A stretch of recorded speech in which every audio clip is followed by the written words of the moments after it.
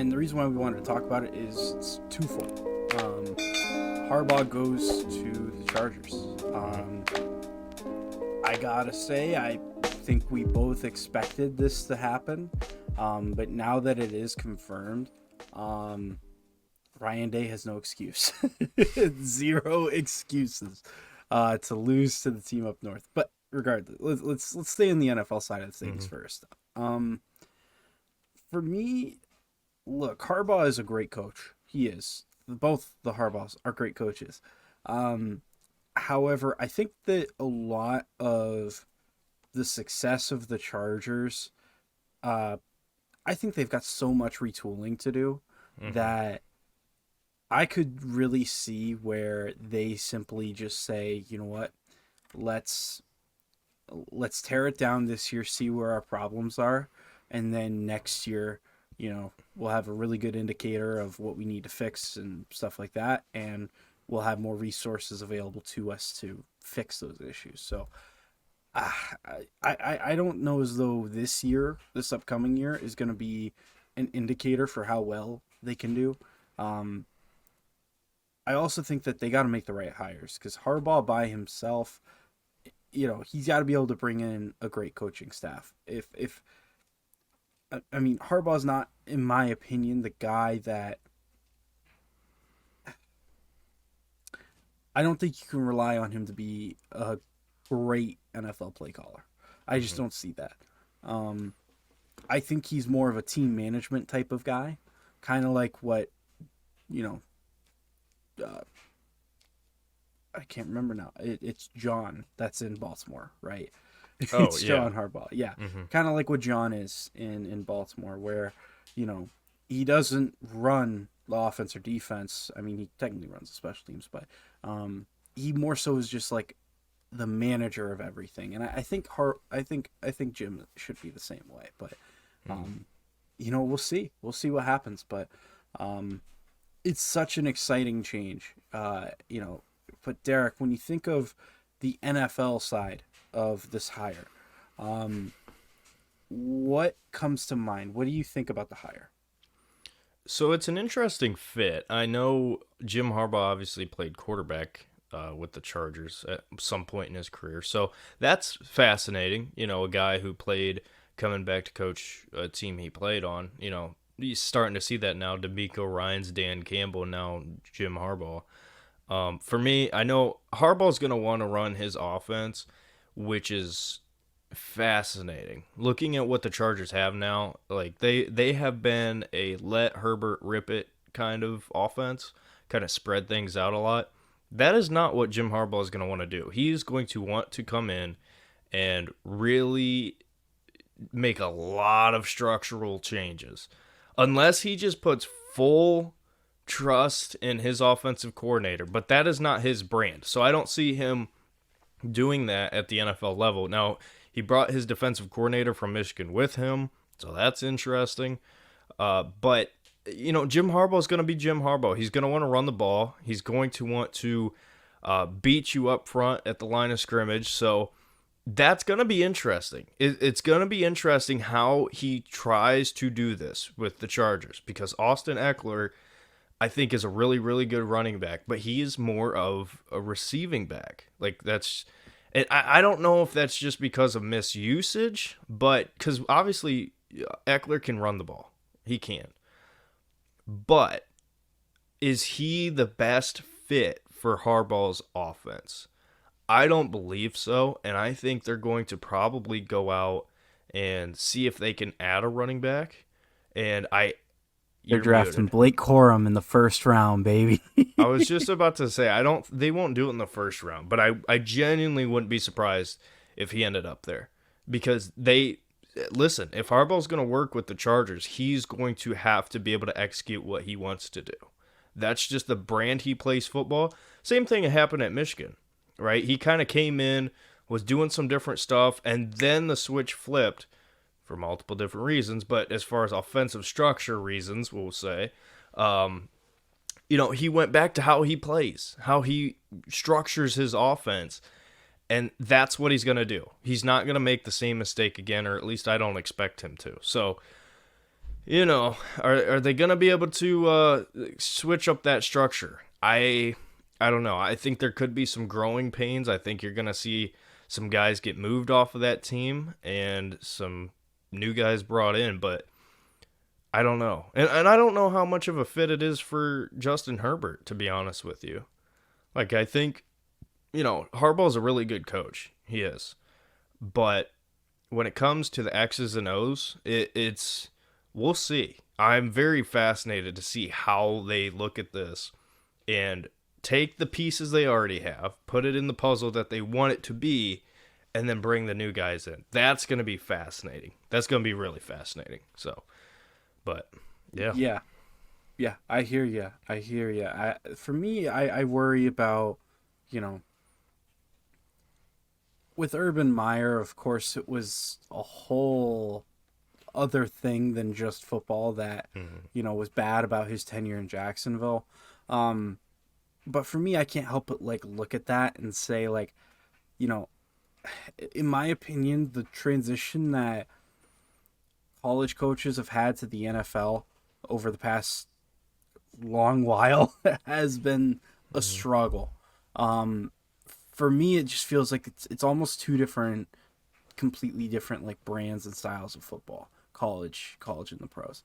I think that I just don't know as though this works. I got to be honest with you. I don't know if it fits. I'll say this. I anticipate them to move off of a lot of guys this offseason. Um, because you're absolutely right. Harbaugh's going to want to bring in the guys that he feels can play to his style of offense. I don't know if his offense can be successful in the NFL. I don't. Even with Justin Herbert running it. For me, this is the biggest boom or bust hire that has been made this offseason. Either either he's gonna be there and he's gonna turn the Chargers into a perennial threat for the AFC and potentially even take them to a Super Bowl, or I could see it where like after 1 year it's like no, this was so bad that we got to cut ties, we got to like cut our losses. um we'll see, man. I mean, my bet is he at least makes it 2 years, of course, but Mhm. I don't know, man. Like, I just don't see the fit. I don't see the reasoning for this. I think that, in my opinion, when you've got a quarterback as special as Justin Herbert, I think you play it safe. You go the Shanahan route. I think the perfect hire for them this offseason, who is technically going to still be available next season, is Bobby Slowick. I Mhm. really, really, really like what he has done this year with CJ Stroud, getting the absolute most out of him. And again, comes from that Shanahan style, that Shanahan branch. But the thing that makes Bobby Slowick unique, he has a lot of experience on the defensive side of the football. And so when you consider him as a head coach, he Mhm. adds value not just to the offensive side of the game with knowing the West Coast style of offense, but the fact that he could have a say in the defense too. And, I think that adds tremendous value. I think he should have been there higher. I really do. I rate him super, super highly. Um, and we'll see. We'll see. But um, any last thoughts on? I guess we should also talk about the college aspect of Harbaugh. Um, of course, now Michigan is losing their head football coach. Um, Obviously, is the man that has closely followed, I would say, both teams Mhm. for many, many years now. What is your anticipated effect that Michigan could have with losing Harbaugh?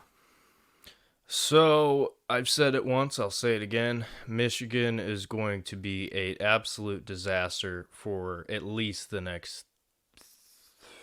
I'd be willing to bet 5 years. Like, I'm not even joking. I'll put money on it. Like, in a 12-team playoff, it's a little bit different, obviously. So I'm not going to sit here and say they're not going to make the playoffs, but you got so many factors of this. It's like, first of all, they're going to pay for what they did, whether if they want to admit it or not. And by the way, Michigan fans, if you see this and you're watching, hey, they're talking about Jim Harbaugh. Hey, listen to me. You're screwed. Sorry. you're screwed. Like they they might not get the quote unquote national title taken away from them. I mean, they absolutely 1000% should. Will they? Will the NCAA have the balls to do that? Probably not. I would be willing to bet that they wouldn't. I would laugh uncontrollably if they did. That would be hilarious. But I don't think the NCAA is going to do that. But what they will do is they will give you scholarship cuts. They will give you bowl bans. They will. They're going to do a lot of things as far as a just a structural like hammer on Michigan. Like they are not going to let this slide. They're just not. There's teams in the past who've gotten recruiting violations that have been hammered. And certainly there's examples of teams that have been left off the hook. Michigan's what they did is so egregious over such a long period of time that the NCAA is not going to let it slide. They're absolutely not. So there's that side of things. You're going to have to deal with that. Second of all, Jim Harbaugh leaves, which of course he would. Why wouldn't he? It's like working at Louis Vuitton store, and you slowly over time take stuff one by one by one by one, and then you build up enough that you have a lot of money worth of stuff that you can get from it, and then they start catching on, and then you get caught, and you're like, okay, deuces, like I'm out, I'm quitting. Like that's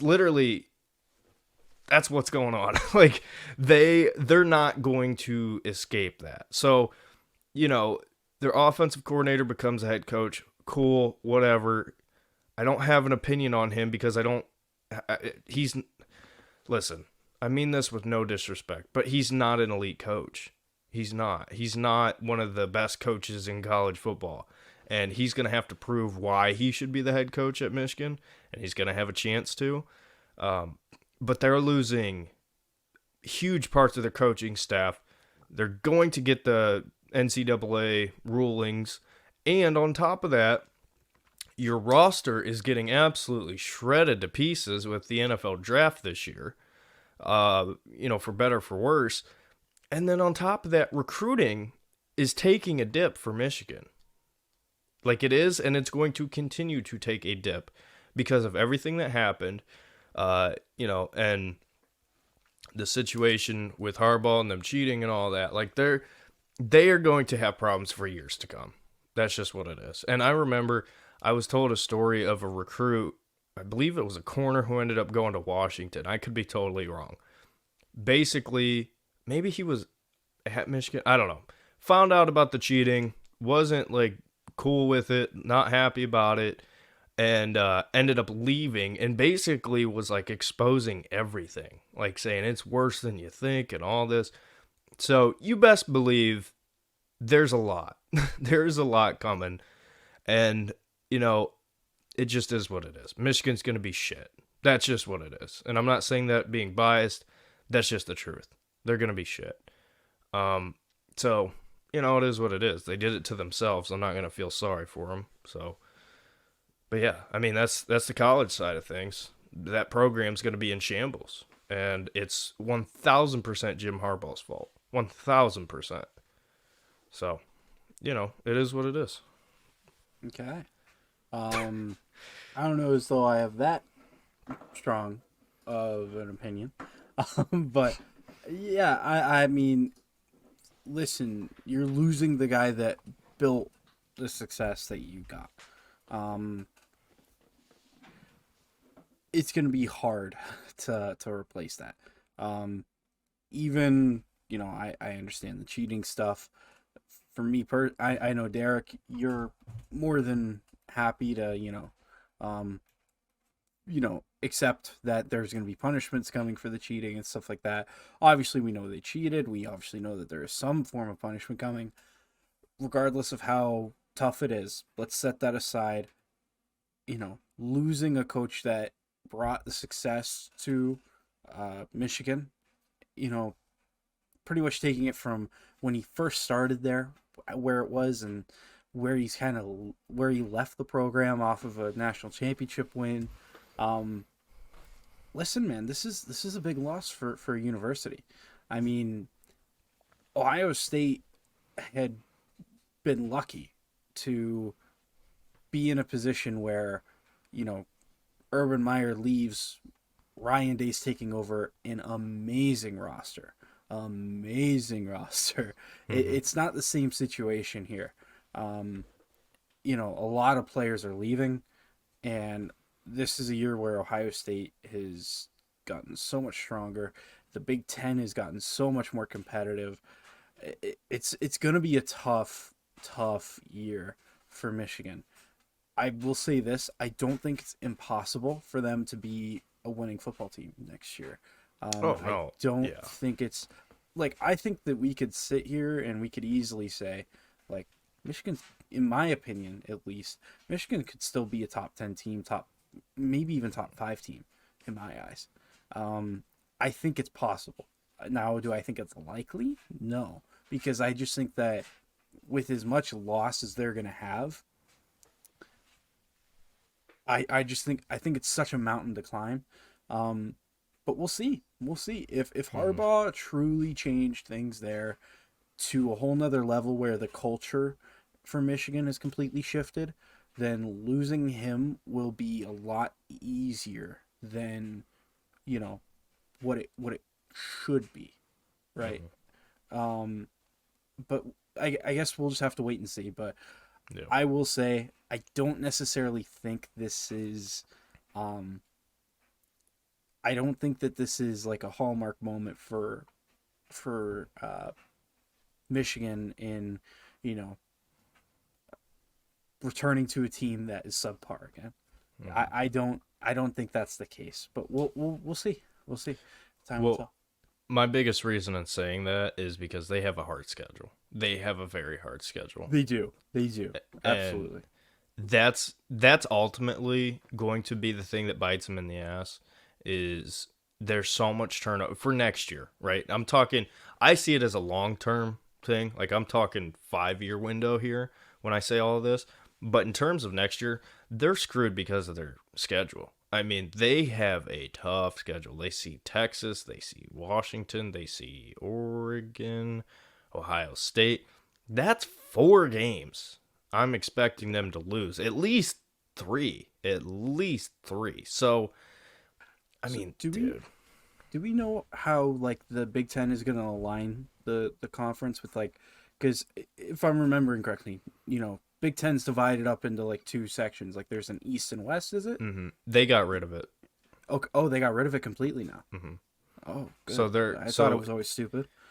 yeah. Well, I mean, it got rid of it, but I mean, there's still going to be that structure. It's kind of Yeah. it's Okay. it's weird. Like Michigan won't be playing Penn State every year, which I think is criminal.